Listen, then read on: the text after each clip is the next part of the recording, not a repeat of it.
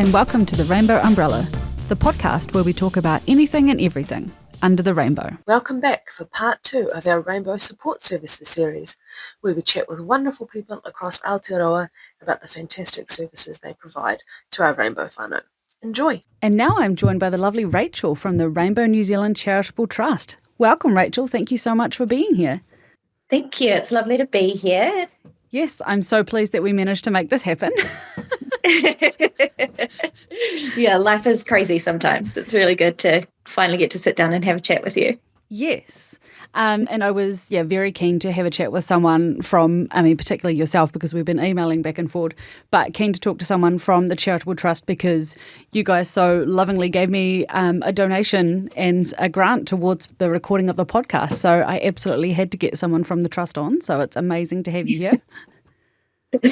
Wow. I feel a little bit like those people when the appearance are like nepotism. I feel like it's nepotism now.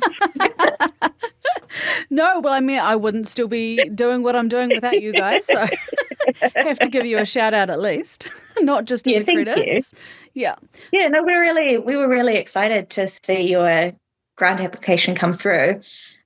We tend to try and fund those who are really starting out at the grassroots level and really prioritising those who are still finding their feet and don't have the funding available to them otherwise. And so having your application come through was really exciting, and we were really excited to start listening to the podcast, which we may not have known about without the application coming through. Oh, well, there you go. And for those listening that have never heard of the Rainbow New Zealand Charitable Trust, can you give us a little bit of an idea of the organisation itself, what it is you do, how you help the rainbow community and whānau around Aotearoa? Yeah, of course. So the Rainbow New Zealand Charitable Trust is an organisation that fundraises on behalf of our communities and has a few different grant schemes where we gift small funds from those that we've fundraised from to our rainbow communities. So it's people who are predominantly grassroots. It's newer organisations. We do also support some of the existing fantastic organisations that have a little bit more funds available to them as well. But it's rainbow charities and Aotearoa. So if we've had a growing amount of requests for places outside of New Zealand, but we don't have the funds. We're a relatively small charity full of really passionate people, but we don't have a huge amount of money at our disposal. But we are also in the process of growing some really fantastic relationships with philanthropists around Aotearoa. So some of the grants we can't give, we do sort of pass up the chain as well. So we're growing that relationship at the moment, which is really exciting as well. That is really cool, and that's really what it's all about, isn't it? It's building connections, building relationships, connecting organisations and people that wouldn't necessarily have had that connection without this organisation or this organisation bringing people together. I also love that you said about passionate people. I was reading through the bios of everyone on the trust, and that absolutely comes through in the bios on the website. So it's so nice to hear that from you as well. It is so wonderful to be on a trust full of people who genuinely want to create change and make a better world for our youth. And it's, absolutely wonderful. Mm-hmm. Wonderful people. I'm very blessed. It's one of my biggest joys is realizing that we have a meeting coming up. Yeah, that's so cool. That's so cool. Yeah, it feels more like hanging out with friends than it does I mean, we do work, obviously, we do important things, but it does feel more like catching up with a group of your friends than it does feel like being grown-ups on a trust. It's so wild to me that I'm a grown-up on a trust in charge of other people's money. Yeah, that is pretty well. I mean, and you can, be passionate about your mahi, but it's the people that make it sometimes as well. So by the sounds of it, yeah. you have that Hannah Montana situation, best of both worlds going on there. Yeah, it's fantastic. We're really, really lucky. I mean, we've worked really hard as well to make sure that we work with people who are really passionate and who are the doers, and people that also want to protect their peace and protect each other. And so it's a really fun organisation to be part of. Wonderful. What's your favourite thing about working with the trust?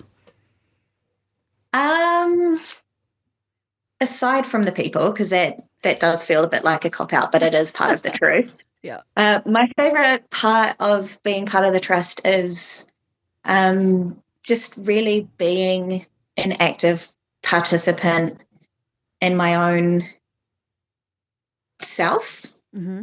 I don't think that I was really so for context, I am a pansexual woman who didn't really realise that was the case until my lesbian friend just told me that I was, and I was like, oh, yeah, okay, that makes sense. Yeah. Well, everyone liked boobs, right? Who among us, honestly? Honestly, everyone likes boobs. Everyone wants to. I won't go any further. It's fine. We have the 10 p.m. time slot. You're all right. Yeah. So coming to grips with my sexuality and that reality was something that I came to a little bit later in life and didn't really know how I was going to do that, aside from just like continuing who I was, because I was already hanging out with all the gays and theys anyway. So, yeah, becoming part of the trust really put together a couple of bits of me. Mm-hmm. It put together my queer identity, and it put together my love of charity and making the world a better place. And I end up working with a couple of really great people, who one of which is one of my best friends. And yeah, we get to give away people's money. Like, who wouldn't want to do that? Yeah. It's so cool. And reading the grant applications and learning so much more about what people throughout the motu are up to. It's just so inspiring and wonderful, and gives so much hope in a world that feels like everyone's against us at the moment. Mm-hmm. Mm-hmm. Yeah. So, yeah, it's really beautiful. That is really beautiful. And I can imagine that the responses you get from people when they receive a grant, like no matter how big or how small, I know how absolutely over the moon I was when I received that email, because it was the type of thing, a little bit of imposter syndrome, but also like, oh, how many other people, like there could be so many other people that would qualify for this that might need it more, myriad other reasons. But when I got that email, I was like, oh my goodness, I imagine if it's, a nice feeling for me, I imagine it's such a great feeling for you guys as well, to be able to bring that feeling to other people. Yeah, and I think that because it becomes something that we're just doing, it's not until we get those responses of people being really excited that it kind of hits us again. Yeah. Because, you're in a meeting, you're doing the grown-up thing, blah, blah, blah, blah, blah. Mm. And then you go ahead and send some emails and update the website and all the boring background stuff. And then you get a response back being like, oh my gosh, yay. And you're like, oh yeah, this is why we do it. We do it to share and to help with the imposter syndrome, and to make sure that you know that you're not alone. Mm. And that what you're doing is valuable. Mm-hmm. Mm-hmm. because what you're doing is really valuable. Thank you. I think we're just having What you're doing is really, really important. Thank you. We just had a bit of Zoom technicality there. So you sounded a little bit like a robot when you said that, but that's okay. Rachel's just transforming in front of my eyes. It's fun. It's definitely an authentic recording. And now the secret's out. I'm actually a transformer. Yeah. Nice to finally meet a transformer. Yeah, and I imagine you'll have a whole bunch of other people that are, potentially struggling with the same thing at various levels, whether it's, particularly if it's a brand new project they're starting out on, they're trying something new for the first time. Even as something that might seem as simple as a bit of financial backing from an organisation that believes in them, that might be enough of a boost to be like, hey, actually, I can do this. Yeah, it's new. Yeah, it's scary. I'm trying something different, but I can still do this. Yeah. Yeah. Yeah. And I think that as humans, we have a tendency to underestimate how important it is to occasionally have that external validation. Yeah. And so it's really useful to have someone believe in you. Absolutely. I mean, I've been doing this for 3 years now, and my friends and family are so supportive and so into it. But to have, people that I'd heard of but never met say, actually, yeah, we believe in the mahi that you're doing. Here's something to help you, help you keep doing that. It is really special. So the fact that that is essentially the bread and butter of your job is so amazing and must be so rewarding for you. Yeah. Yeah, well, it's a voluntary position, and so we all actively choose to make this a priority in our lives. Mm-hmm. And it's really, right, it's very, very rewarding. That is so cool. That is so cool. So you mentioned that you do grants and that you work with other organisations across the motu, but you also do scholarships, right? Can we talk a little bit about that? Yeah, happily. So annually we have a scholarships program where people can apply for a $4,000 grant, and that is just a stipend that we just give with no strings attached. You can use it to buy a laptop or books or Uber Eats or move into a new place or whatever needs you have. And so that is based a little bit on need. It's based on active participation in community. It's also, you need to be part of our rainbow community, as I've discussed with everything we give. It's part of our Raise and Debt Trail we give to queer folk. Mm-hmm. And and so this last year, for the first year, we started giving both undergrad and postgrad scholarship. Cool. And that is also throughout the entire country. We don't just hog it all in Auckland. That is reassuring to hear, I'm sure, for many people. Yeah, not surprisingly, because there's more universities out of Auckland than there are in Auckland. Mm-hmm. But quite regularly, we give far more scholarships to those outside of Auckland. Mm-hmm. Cool. Yeah. So the trust has three main funding prongs. We have the community grant, which is the one that you got, mm-hmm. which is around giving to not-for-profits and grassroots projects that people are creating. Mm-hmm. We've got the scholarships program, and then we've also got the peer-to-peer fundraiser give out day, mm-hmm. which hilariously is a week. Can we rename it the give out week then? Yeah. So the trust goes out to a bunch of corporates, gets a bunch of corporate sponsorship, and then we match any funding given up to the amount that we've fundraised, because we don't have bottomless pockets, unfortunately. And we have a week-long celebration of all of the not-for-profits working in the Rainbow area, and organisations can join up for free. Mm-hmm. And then we we get to fundraising and have all the wonderful aunties and friends and everyone put in $5 here, $20 here, $100 here, and until we run out of money, we keep matching it. That is And so cool. Yeah. So last year, I think we got $45,000. Wow. And at this stage, we're on track to up that again. Amazing. So this is the third give out day in a row. Mm-hmm. Yeah. And so each year we've grown the funds and we've grown how many organizations we're working with. And it's been really cool. Really, really cool. That is so exciting and such an amazing initiative. I can't wait to see what happens for 2025. That's so cool because is it September, the give out day? November give out day.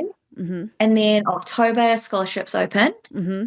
Because for some reason we like to do everything at the same time. Mm-hmm. Why wouldn't you? Yeah.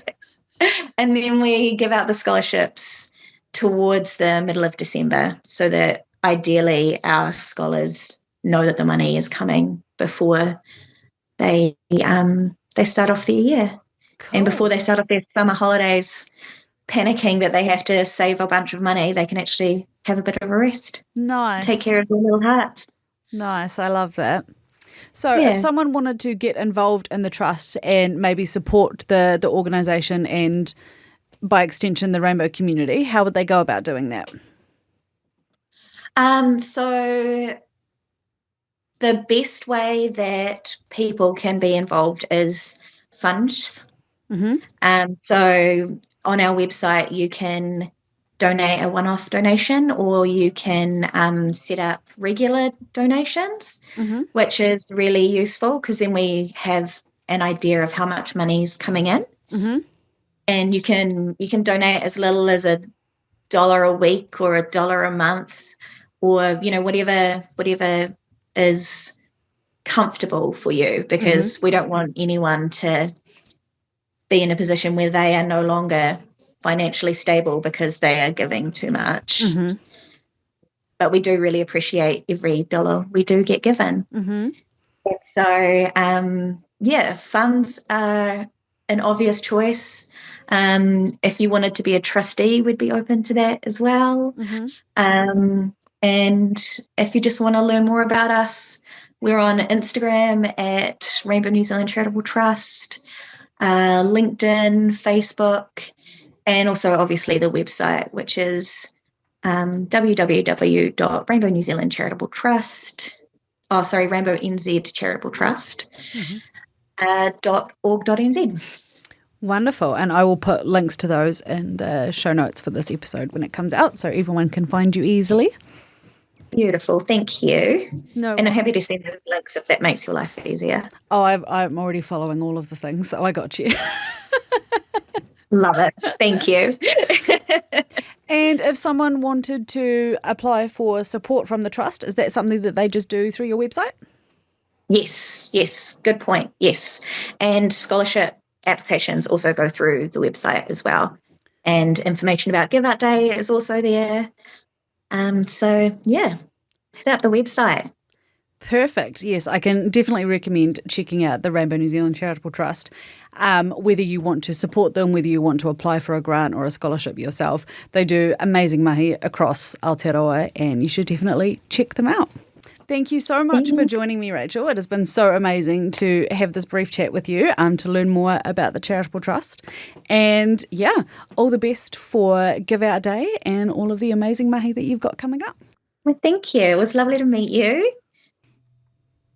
And joining me now is Jay from Intersex Aotearoa. Welcome, Jay. Lovely to have you Kia ora. here. Thank you for having me. So exciting to have you here. You've travelled so far, just one floor below us, I right? know. It was an arduous journey up the elevator.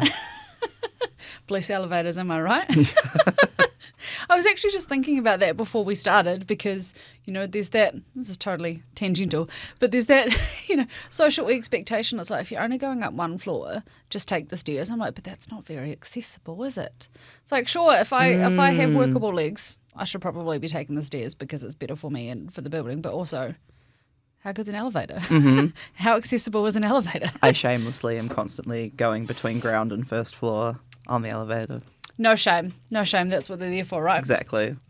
Anyway, the reason you are here, excuse the sidebar, the reason that you are here is to talk about the wonderful mahi that you do. So you work for Intersex Aotearoa, yes? Yes. So we are the peak body for intersex advocacy and support in the country.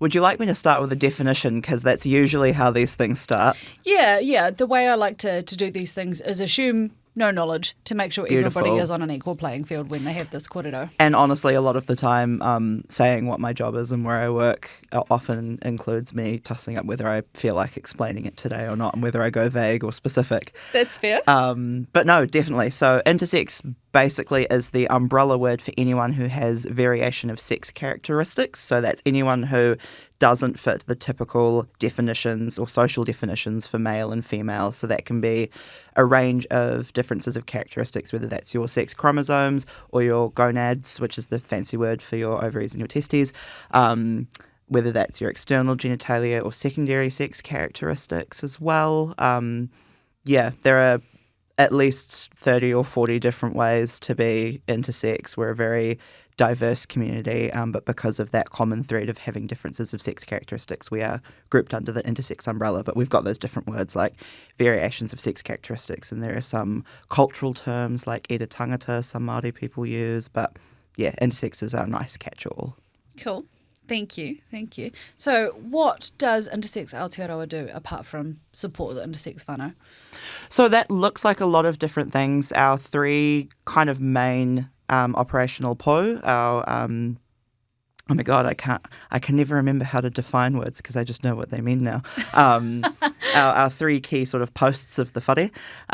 So we work in education. So we've been working over the last year or so on developing a cohesive education program to deliver as professional development. It's still in the works, but at the moment we are providing ad hoc education for all sorts of groups, community groups, healthcare groups, pretty much anyone who's willing to listen to us yap. Mm-hmm. We also work in the systems advocacy space. So that's sort of my wheelhouse, and I end up doing a lot of work in governmental consultations and submitting on bills, especially when they have quite direct impacts on the intersex community. Mm-hmm. And then in terms of support, we do all sorts of community building. So that's also an area that I work in within the org. And so I do a lot of community connections. So we'll get intersex people and whānau reaching out to us for advice, particularly when it is in the context of new parents or young children and the whānau around them trying to support them.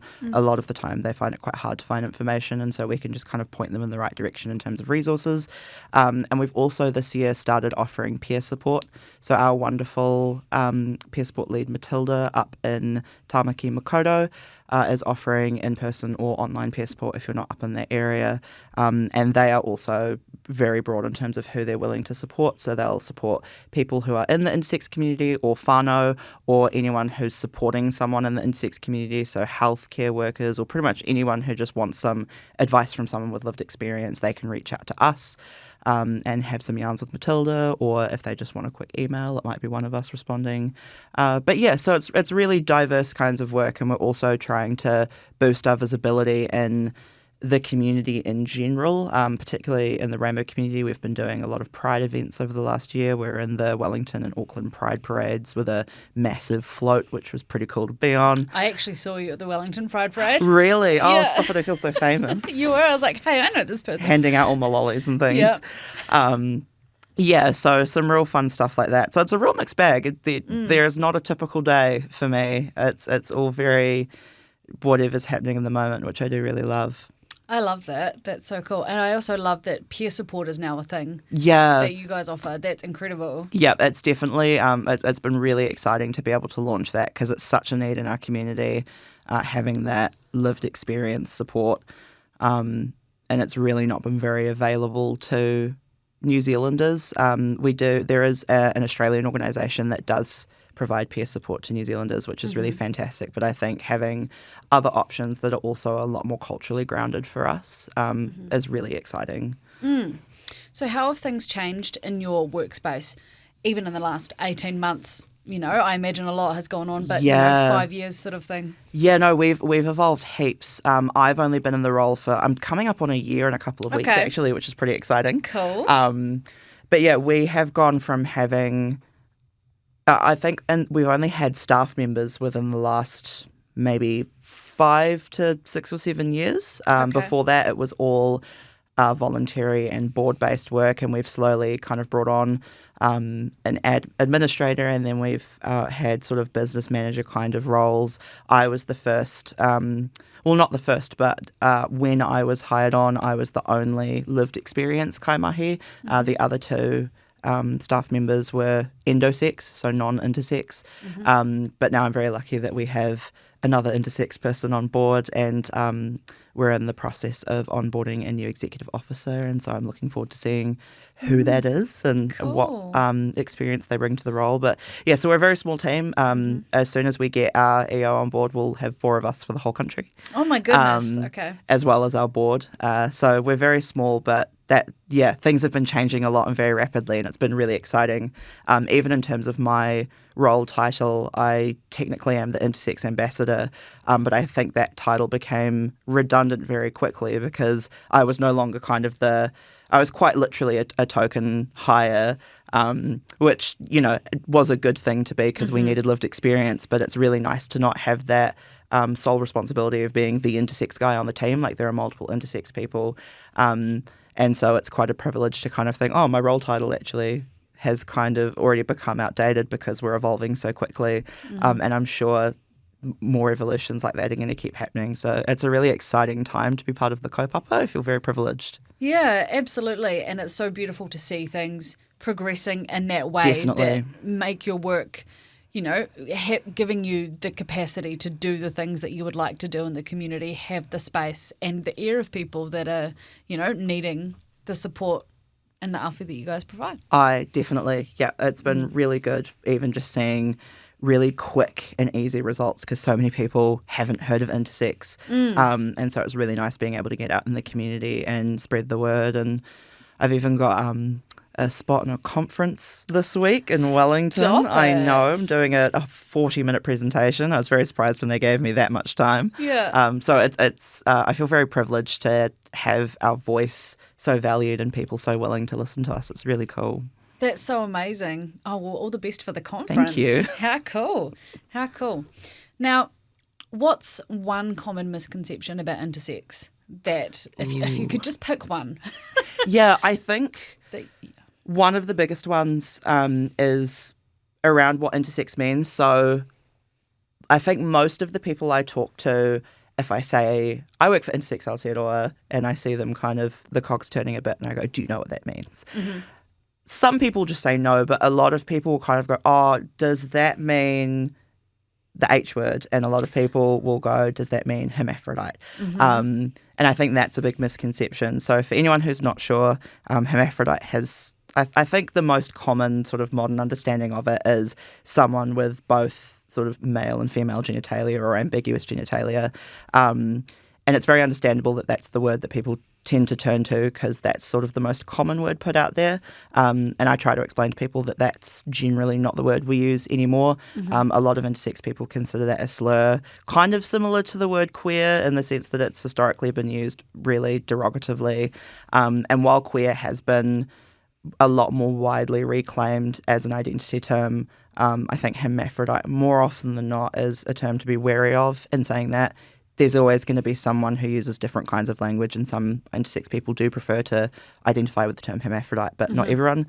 And it's also worth considering that that particular term doesn't necessarily describe the whole intersex community. Like me, for example, my variation doesn't impact my genitalia, and so that word wouldn't necessarily apply to me, and so kind of puts me out of the community in that sense. So yeah, that's a helpful piece of terminology to be aware of, is that intersex is kind of a good go-to word, but obviously different strokes for different folks, and just ask people if you're not sure. Thank you. And thank you for being so gracious in the way you explained that, because, for so many people, this could be a completely new concept. Of course. And, if people want to understand, explaining it in a way that is accessible for them and, removes any barriers to understanding what it is you're trying to say. I'm glad it made sense. 100%. It was great. So how do we support Intersex Aotearoa? Oh, that's a great question. I definitely think just spreading the word.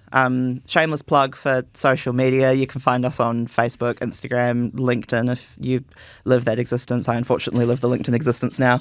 I'm sorry. I know. No, it's all right. I'm finding the good corners of it. Okay, Finding good good. corners of the internet is the goal. Yeah. But yeah, just check out our mahi, spread the word. We are a bigger community than you think, and so even if you think you don't know an intersex person, you probably do. They also might not know whether they're intersex or not, but you probably do know someone with a variation of sex characteristics. In the Western world, we're as common as people with red hair or green eyes, and you definitely know someone with those characteristics. So whether you're sharing that on social media or just talking about intersex to other people, learning about our advocacy aims and what we need as a community, doesn't have to be a huge research project. Just, clicking around on our website, having a read of some stuff, following an intersex person on social media, really simple ways to get to know us. If you do know someone in your life or love someone who is intersex who would benefit from support, you can also support them by referring them on to us. We offer, like I mentioned, peer support.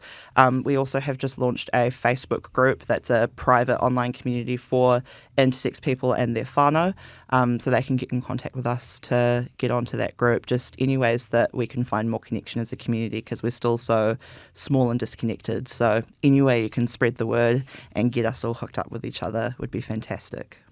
That's beautiful. Thank you so much, Jam. Thank you. It's been a pleasure chatting to you. Thank you for joining us for part 2 of our Rainbow Support Services series. Look out for more Rainbow Support Services kōrero in the future. Ka kite! The Rainbow Umbrella theme song is by Paul S. Allen and Beth. Check them out on Spotify.